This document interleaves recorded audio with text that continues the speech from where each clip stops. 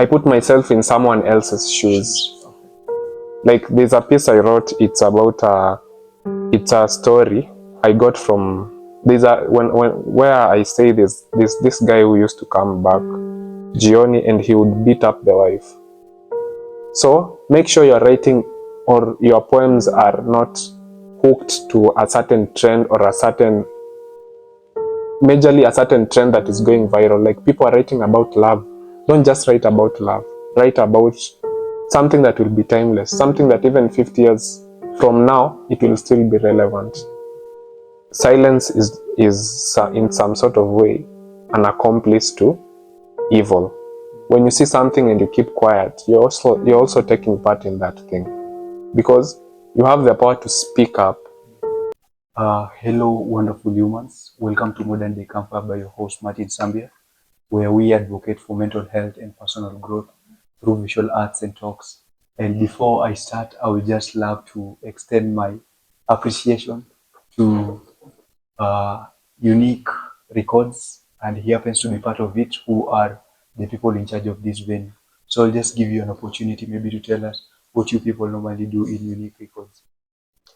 At Younique, first of all, Younique Stationery is an art shop, an art supply store where artists and creatives and architects, engineers, and people, even students, normal students, can come and actually get materials from here. We have a broad catalog for materials, be it architecture, be it anything you need as a creative, we have it here.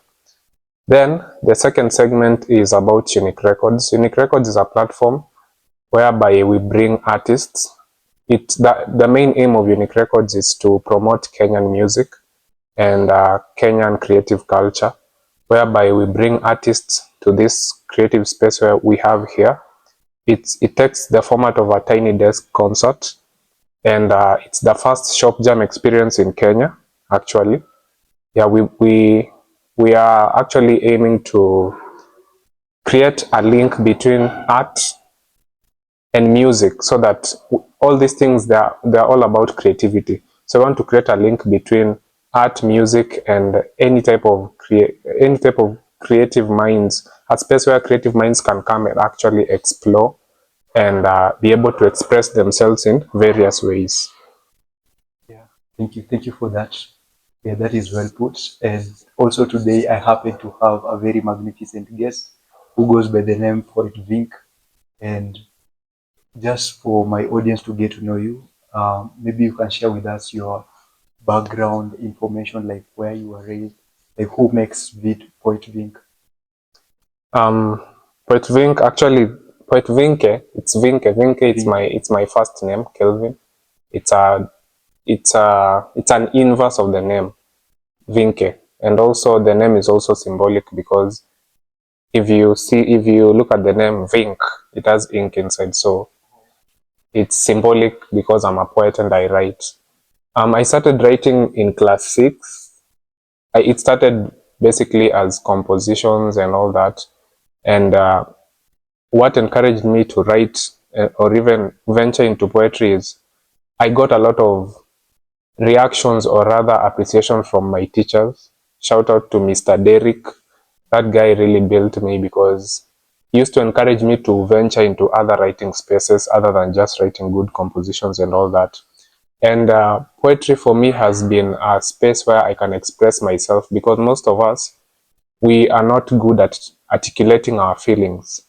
And poetry for me, at the time, I wasn't good at talking about what I'm feeling or whatever I'm going through.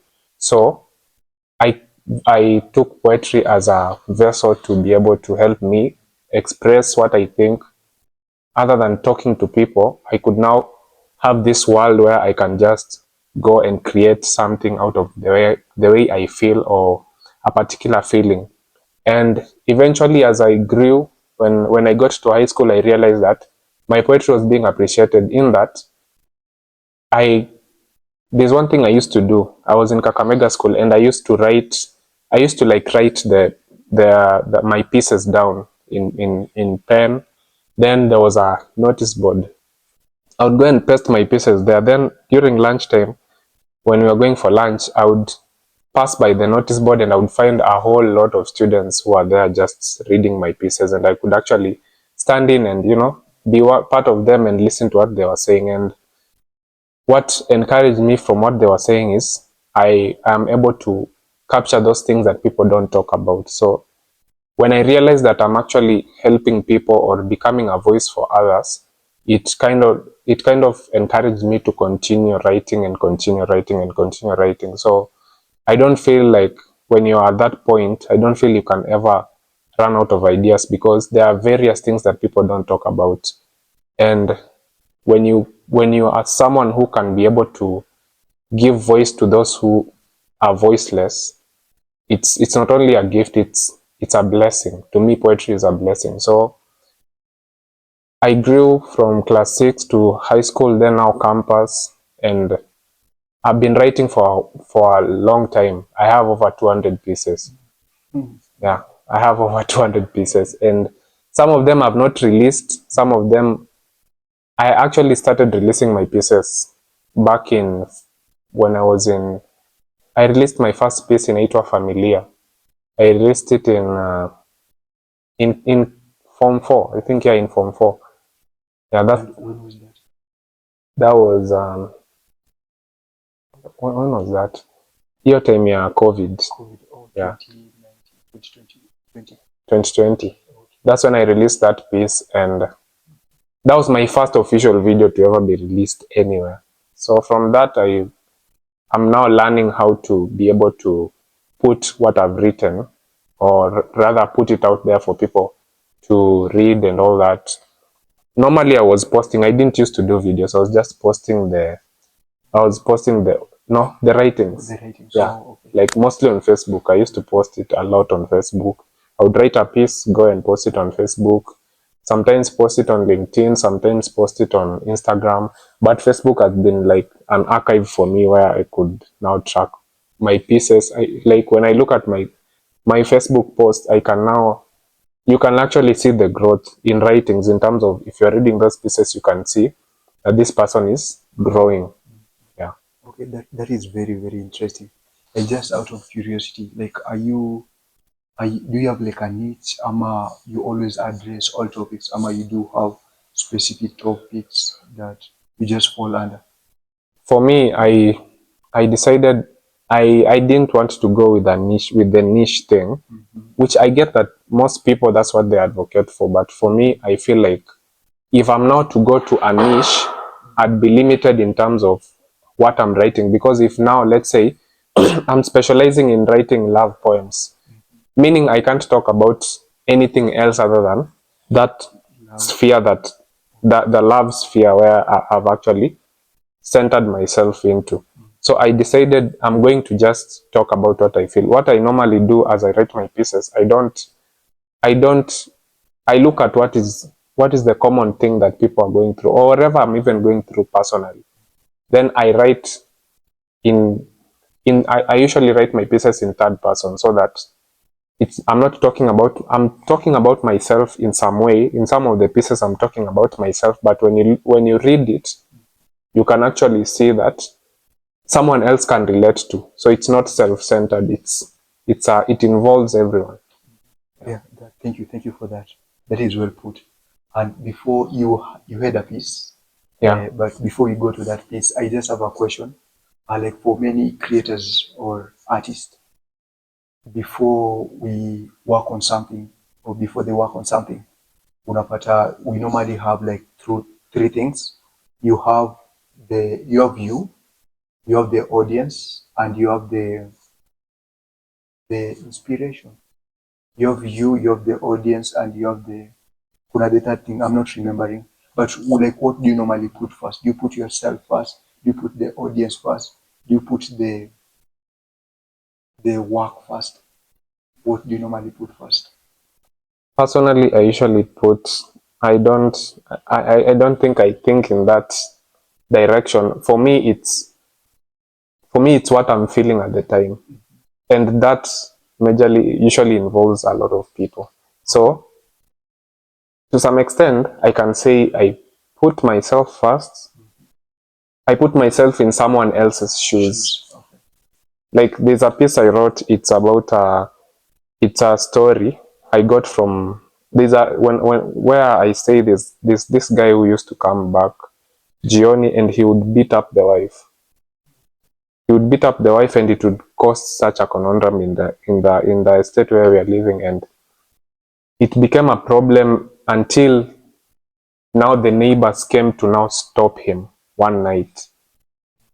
So that happened back when I was in Form 3, but I wrote the piece in I've written the piece recently.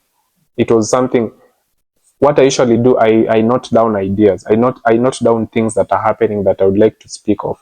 But not unless I get that it's called a poetic attack or an intuition to do this particular piece, I wouldn't write it because I feel at the time I would not be able to give that piece my best.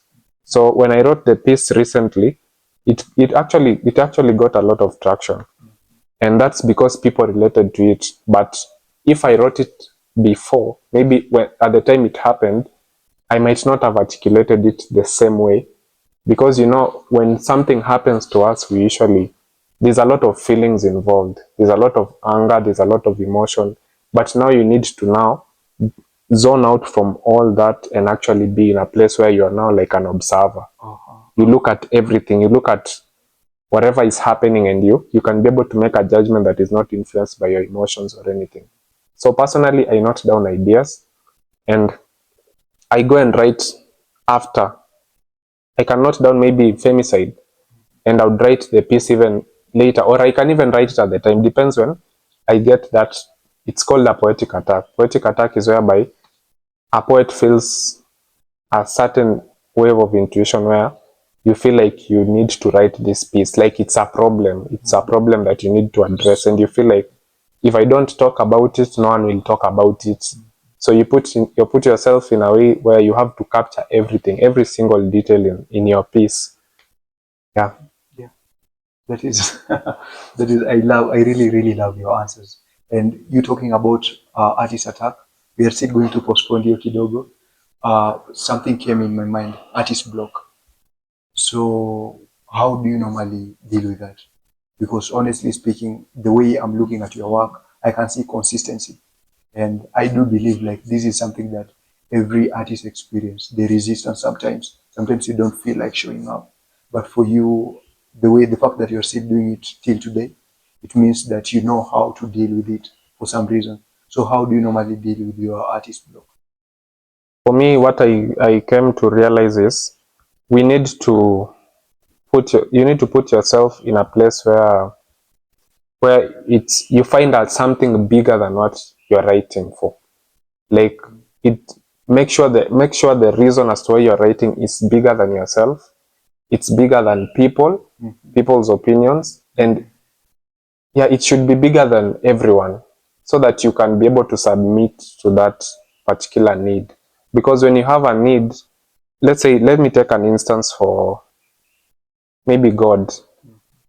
um I feel to some extent when we cannot explain certain things, we usually unasikianga mtu anasema nimekuachia Mungu, because when you involve a higher entity or a higher power, there's comfort because you don't know what they can do. You don't know what that particular power that you're involved in can do. So you're not in control. You let go of the control, because I feel a lot of artists or a lot of creatives usually get this block because you feel like it's a responsibility, it's an obligation. I have to do this, I have to do this. But now for me, I attach my ratings to some bigger purpose. I don't care if they will be hard in my lifetime or not, or you never know. It can it mean there's something Van Gogh said. Van Gogh is an artist, the one who painted Starry Night. he says he said in his time he only sold one piece, and he did a lot of pieces, but he only sold one piece in his lifetime. But right now Van Gogh is like a god in art. Yeah, yeah. There's something he said that my pieces are not for my time. I'm painting for future generations. So make sure you're writing or your poems are not hooked to a certain trend or majorly a certain trend that is going viral. Like people are writing about love. Don't just write about love. Write about something that will be timeless, something that even 50 years from now, it will still be relevant. Yeah. Yeah, that is a better approach. And so my question is, how do you know that this one is contemporary and this one is something timeless in longevity? So how do you know the difference, or how do you come to that conclusion? For me, there are poetry or poems that I write for the vibes. I can just be chilling and I decide to just vibe with a certain trend, with a certain rhythm, and you find like words are zinaanza kuflow, words start coming hivo. But there are certain poems that I write and I know actually this is a serious piece. Those ones I usually give them time. I don't rush it. I can even write one line and leave it. As long as in my head, I usually get this thing. I write a lot of, I like right now, I've written 3 pieces in halves. Okay. I wrote one piece, I wrote 2 paragraphs, left it, went to the next piece, wrote it 1 paragraph. And they're not interrelated. No, they're not related in any way. That's why I'm saying, like, when you get that attack, like, you see something and it inakusumbua, you feel like, no, I have to talk about this. So I usually write, when Zapata, I've written one piece, gone to the next. But then I go back to the previous piece because there's something that you realize in this piece that you're writing right now that might apply to the other piece. Yeah. Okay, that is dope. And do you have like a routine? Do you have like a routine on the way you approach your work? I don't have a routine, but I feel like right now I'm starting to now be more disciplined in terms of writing, because initially I would write this month, then skip even 4 months before I write again. And that is, according to you, it is disadvantaging. Yeah, it's now I realize it's disadvantaging because I realize that for me, I usually see it this way. There are so many things to talk about and there are not enough people who are talking about these things. So when I'm not writing about them or I'm not talking about them, I feel like I'm getting they usually say silence is in some sort of way an accomplice to evil. When you see something and you keep quiet, you're also taking part in that thing, because you have the power to speak up against it.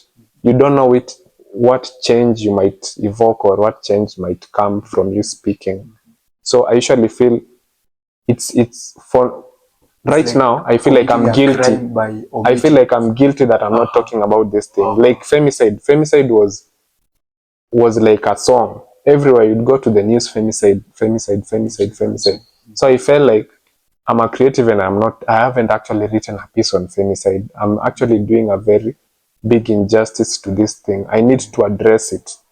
I don't know, my 5 people might see my piece and might be like, actually, let me share to the other 5. Let me share to the other 5. Don't have this mentality of I want a big audience. The audience comes with time.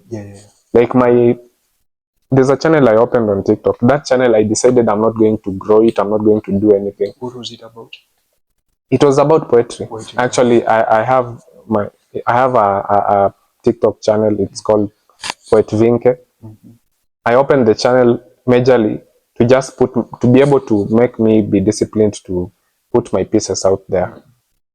And it's grown on its own. The last time I checked, it was 550 something, and the last time I was there, it was 100 followers.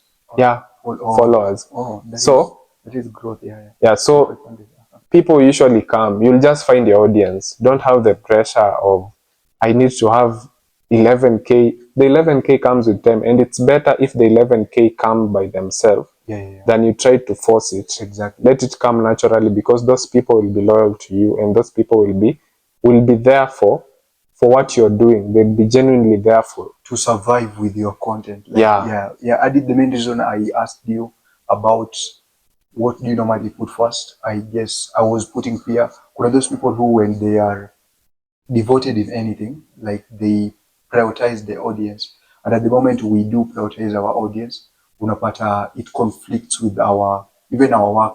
Unapata now we do things for approval because that is how you get the audience.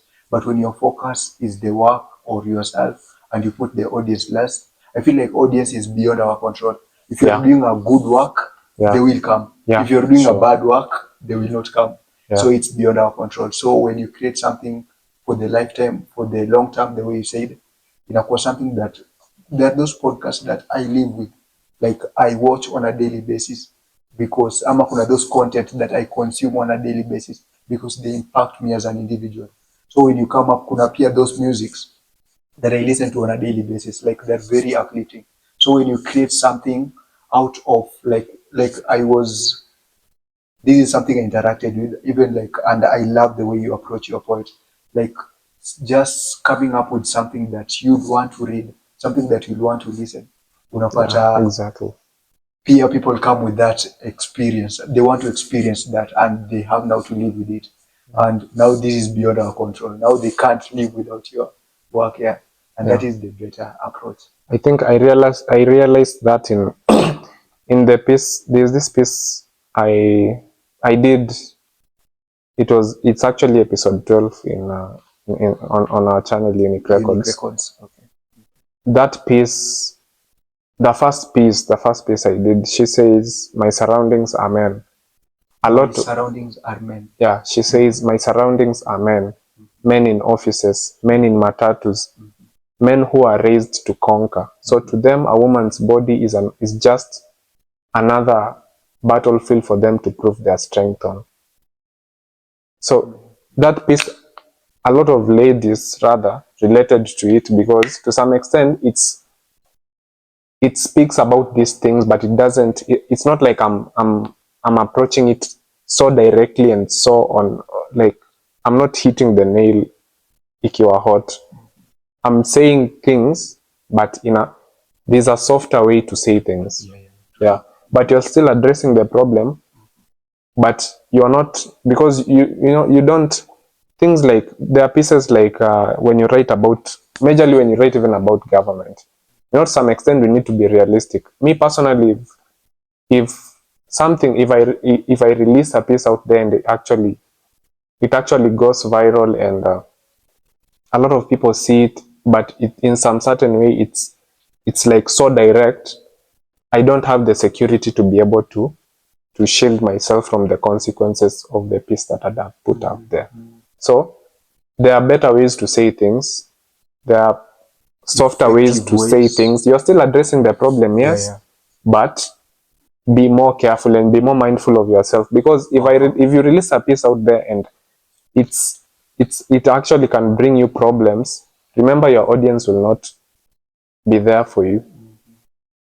Some will be there for you, but it's not a guarantee. So to some extent you have to shield yourself also, but still address the problem. I guess the goal is to be able to create an effective impact. It's cool about attacking.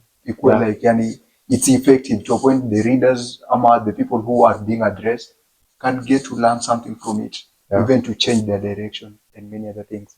I've been curious to hear that piece. So if you don't mind, you can just take us through it and we'll talk about it. So I wrote a piece. It's the piece is called Before My Prayers Reach Heaven.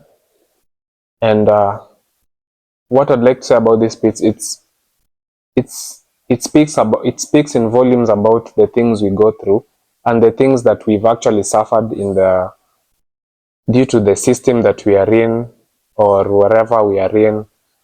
Yeah. So the piece goes, once upon a bribe. The price for silence was measured in brown envelopes, and the cost of speaking up was paid in blood. They say power corrupts, but what they don't say is how corruption powers everything, how it turns handshakes into death notes and truths into something that can be bought and be buried. And just like goodbye hugs, all it took was a squeeze of trigger to put my brother's dreams to sleep. You see, I have seen lawless men in law enforcers' uniforms, trading handshakes for bribes and verdicts for silence. I have seen widows kneeling in front of marbled buildings, seeking and pleading for justice for a body that was buried in an unmarked grave. And yet they say I should be grateful. Grateful that my mother doesn't have to ID me in front of a newspaper cover, or grateful that my face is not hanging in front of an electric pole termed as missing person. Grateful that my sister's name is not next to a trending hashtag justice for so and so. But yet I'm not grateful, because if silence is consent, and if silence is supposed to be survival, then I must be the loudest dead man walking. But how do I not talk about these things? How do I not scream about these things when my throat is swelling from this unspoken injustice? When the sound of money folding and coins drizzling into their coffers is more than the sound of our fathers wailing for their sons in front of courtrooms and judges. They don't kill you straight away. What they do is they make survival so hard that you start to see death as mercy.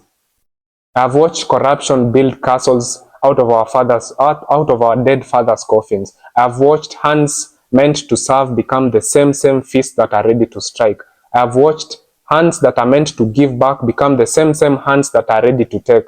I have watched power being waved like a bargaining chip in front of those who are powerless. I have watched the hungry, and I have watched a hungry nation being fed on empty promises until it was too weak to stand on its feet and fight back. And while our knees bled while we were praying for protection, we woke up to our sisters' names becoming trending hashtags. To our mothers whispering, "Stay safe" to our sisters instead of "good night." To men in suits debating whether our deaths were statistics or sacrifices, debating whether our lives were lost when they were actually really taken.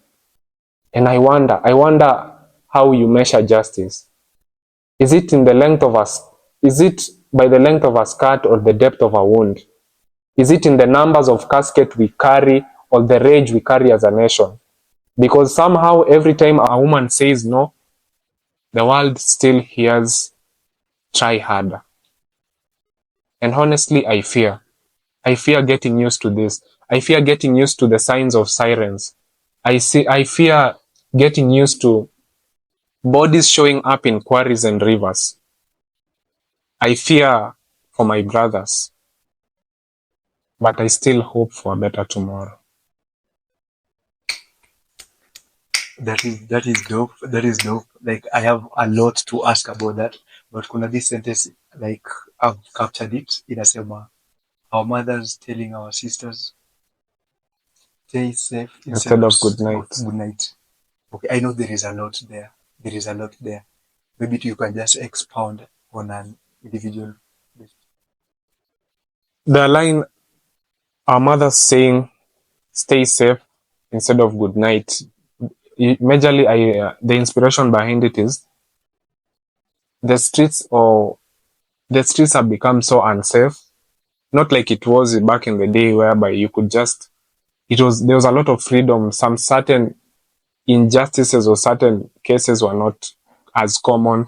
These days we have people being cut into pieces and put into bags. Like, it's become so crazy out here that our mothers no longer actually feel like we are safe.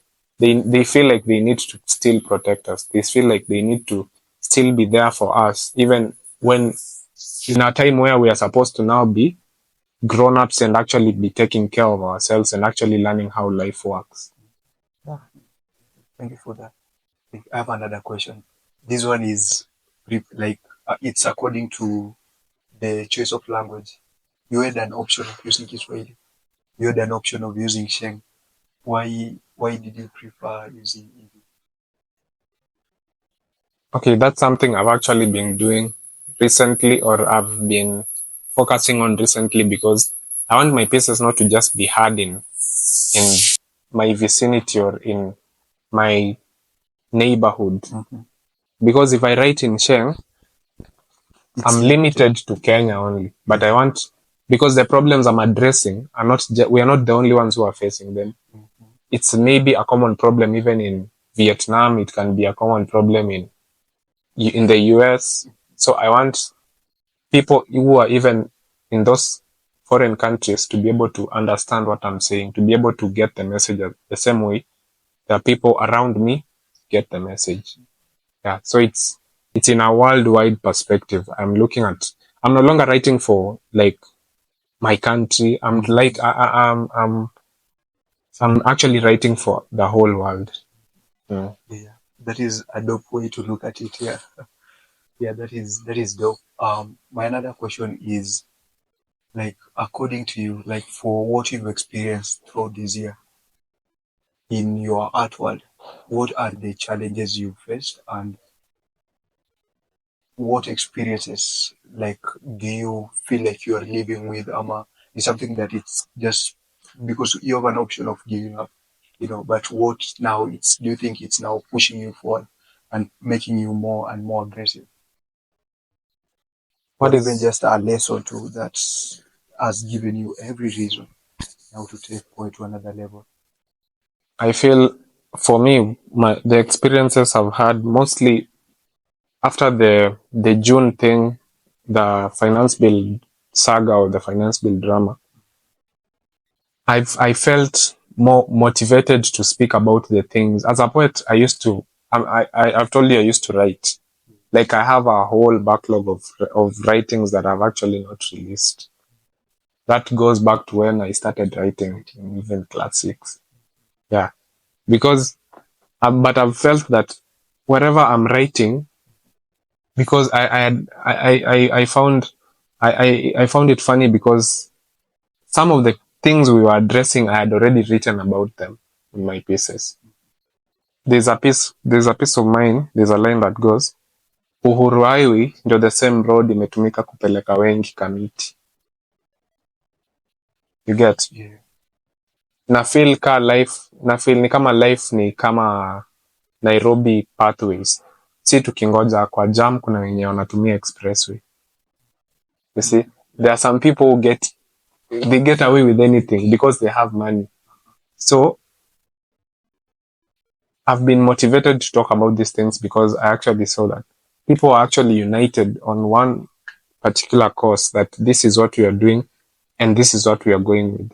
So it's motivated me to be able to speak about them and to be able to look for platforms where I can articulate whatever I've written and whatever, basically what I've written.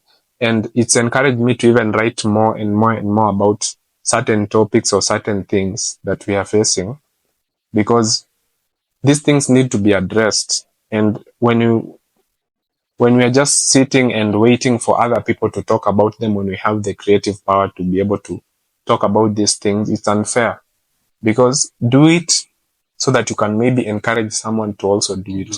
Someone will look at what I'm doing and they might be encouraged to write, or even to be able to come out of the shadows and speak about because I know most poets, what we are facing is most of us are introverts. First of all, we do not like the limelight. We just want to write and hold on to our pieces that, no, this is mine. I'm not giving you. This is my diary. This is my space. But I feel the more poets need to come out, and we need to address these issues.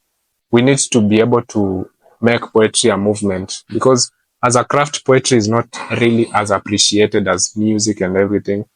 But if we all come out and start talking about these things, I know things are going to get better with time.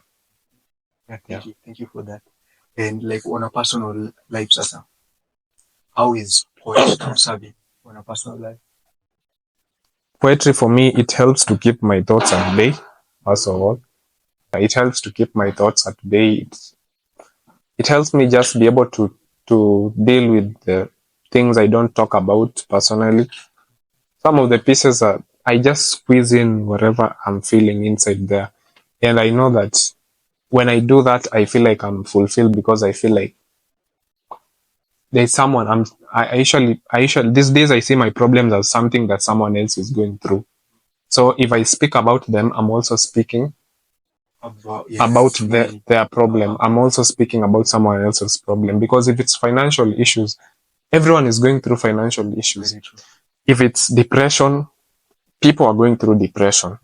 So every problem that you're facing, you cannot just be the only one. There is someone else other than you mwenye anapitia the same thing. So if you address it, just look at it in this perspective, whereby I'm actually giving voice to this person who doesn't talk about these things. Thank you for that. And my another question is, like, in every craft we involve in, sometimes pia kuna considering how we can use our crafts to acquire resources with, and where we are at the moment, like money comes to everyone's mind when we talk about acquiring resources. So, like, for you, how have you been able to use it to make money, and how are you doing that, or how are you intending to do that, or what are the platforms that maybe you can advise someone who want to put it fully, like they want now to get paid for doing what they love? So what is your approach on that? In terms of money, poetry does pay. There are events whereby, but also, let me not just lie to you and say poetry pays. It doesn't just pay when you're sitting down. You have to be aggressive. You have to look for events. You have to look for platforms whereby people are addressing certain things, and maybe write a piece in the same, because there are these platforms whereby they give out a theme and you write on that particular theme, and you're given a chance to perform your piece. Personally, poetry has paid me because there's an event I went to whereby the people who are performing, there was a prize money and I got the money. So congratulations. So it does pay, but it pays. Don't let it not be a drive for you to write to just get money. Mm-hmm. Remember, what I personally usually see poets as, we are more, to some extent, I'm not bragging or anything, but we are like Thanos. We have all the infinity stones in our hands, because poetry can easily turn into music. Poetry can easily turn into rap. Poetry can easily turn into writing books, movie. It can even turn into a movie. Mm-hmm. So, and I usually feel like an artwork, an artist has to be a poet before they are an artist. Yeah. Before they start singing, you have to be able to sit down and compose something that is catchy to people's ears. Mtu akisikia, they're like, okay, that's actually good. You see? Yeah. So to some extent, these artists that tunasikia wakiimba, they are poets first before they are artists. Yeah. So poetry, when you're a poet, I usually feel like you have all the infinity stones. You can decide to venture into anything, and let no one tell you that you can't do anything. You can do anything. As a poet, you have a lot of potential. So you be aggressive with your craft, and don't look at the audience, don't look at the money, just look at what is driving you as a person to write, and you'll be able to write millions and millions of pieces. Yeah. Thank you for that. And as we are winding up, maybe like what was the outstanding moment for you this week? Like anything you wanna share with someone out there that you feel like it might impact their life, or maybe this word you interacted with, and man, you feel like you're going to live with this word for a while. Oh, so something that inspired me. Something that inspired you throughout the week. It can be one word, but you have to expound on it kidogo. Actually, it was yesterday. Yesterday night, I came across this video and I actually posted it on my story, on my status. It said that we are so hooked into trying to make a living that we are forgetting that we are supposed to actually make a life. Because at the end of the day, we are so significant and insignificant at the same time. What do I mean by this? I mean that we are significant in that we are made in God's image. We are the ones who are driving this world. Without us, the world would just be a desolate whatever. There would be nothing going on. You see? But we came into the world and we put things in order, and things are working for us. But we are so insignificant in that when you look at even the universe, we are just a speck of dust compared to how many universes are there. And what I usually say is, do not get so caught up in chasing money, chasing a lot of all these pleasures, that you forget that you are supposed to live also. Because life is moving so fast. Today you are 19, tomorrow you are 25, tomorrow you are 40, tomorrow you are 50, tomorrow you are 80, 90. Before you know it, your life it's done, it's gone. And you actually have not, you actually look back and you say, don't wait until you get to 90 and you look back and you're like, fuck, I didn't live. Like, I spent a lot of my time chasing money, chasing all these things that I forgot that I'm supposed to also take care of myself. Take care of your mental health first of all. Make sure this is like the CPU of a human being. It's your remote control. When your brain is I'm trying not to curse. When your brain is messed up, you cannot be able to think straight. You cannot be able to do anything with a straight and sober mind. So make sure your mental health is good. Don't give people power, but do not give them power to get into your head. Do not allow them to get into your head. Just make sure that that place is out of bounds. They can touch everything else, but your head, make sure that you're sober. Make sure that you're thinking straight, because when you're thinking straight, you can be able to accomplish a lot of things. Thank you, Sana. I really have a lot to process. Thank God I have another opportunity to watch the video again. But I just want to thank you for your time again. Yeah, he goes by the name PoetVinke, I guess, in all social media platforms. Yeah, I go by the name PoetVinke. Majorly, you can find me on TikTok. Yeah, that's my go-to platform for now at the moment. And also, I have a YouTube channel. It goes with PoetVinke. You can find me there. Go listen to my first piece. I think it's how many years right now? I think it's 5 years right now. The first piece, it was a trial and error, whatever, but we came up with something with Hooper Studios. Shout out to Hooper Studios. And go listen to that piece, Familiar. It's called Familiar. Familiar. I love that piece. Personally, I love it. Yeah. I'm sure you love it too. Yeah. I'm going to share all the links at the description there. And I just want to thank you for your never-ending support. You are part of the reason why we keep on doing what we are doing. Thank you.